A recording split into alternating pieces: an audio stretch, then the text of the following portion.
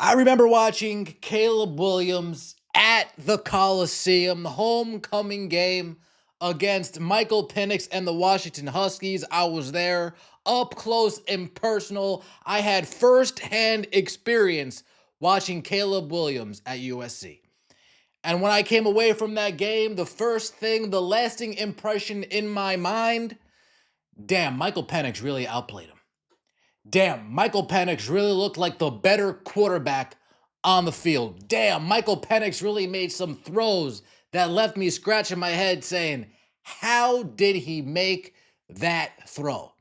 While on the other hand, I'm watching USC, I'm watching Caleb Williams, and I'm saying, nah, not too impressed. Nah, I don't see the hype. And this far into Caleb Williams' career in the NFL, I have that same thought. Nah, I don't get it. Nah, I don't see the hype. Now, somebody who did see the hype, somebody who was on the Caleb Williams bandwagon, no other than Colin Cowherd. Colin Cowherd bought a lot of stock of Caleb Williams Island. But even Colin Cowherd is starting to come around.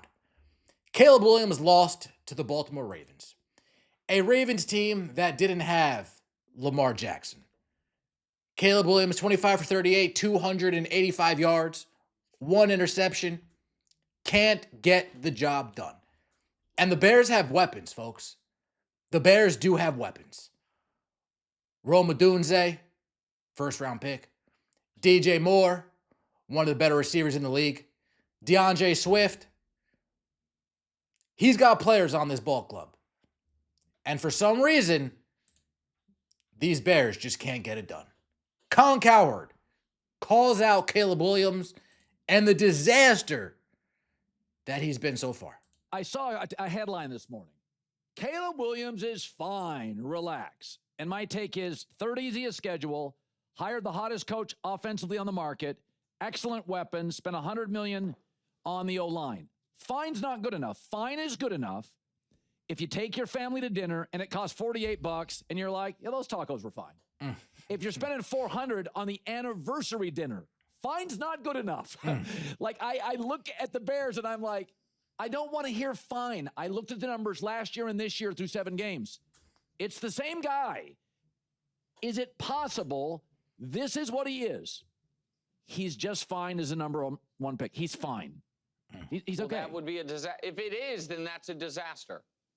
Okay. Caleb Williams being just fine is a disaster. And I would have eliminated that as going into last year. I would have said that the only chance Caleb Williams is not, at the very least, very good is catastrophic injury. Just, the guy gets unlucky from a career-changing injury. I know after 20 games, or I guess closer now at this point to 25, I no longer can say that.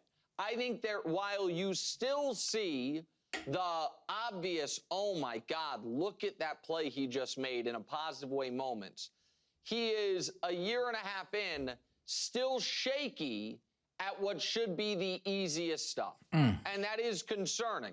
Is it so concerning that I would abandon the Caleb Williams stock? No. Do I believe Ben Johnson took this job over others because of Caleb Williams? Yes. Do I still think long-term it's going to work? Yeah, I think it, but I am not dead set certain the way I once was. And I got to tell you, Colin, if we go from Trevor Lawrence not turning into a star to Caleb Williams not turning into a star, I might get out of the college quarterback handicapping business, because I have never seen two guys the moment they first played college football that I was more certain that guy is going to be a superstar than those two players.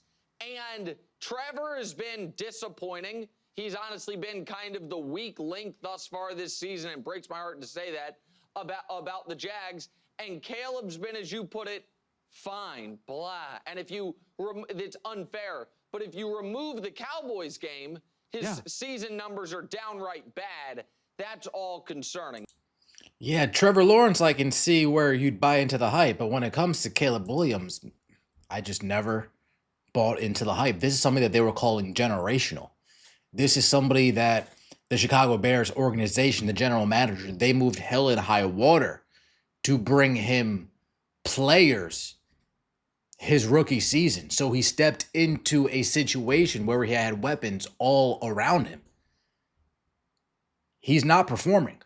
I'm not sure if he's not putting in the work in the film room. I'm not sure if he's not putting in the work in the weight room, if he's putting in the work taking mental reps, if he's putting in the work before practice, after practice, during practice. Are we only half-assing? Do we think we're just going to get by on talent and athleticism alone? Not here in the NFL.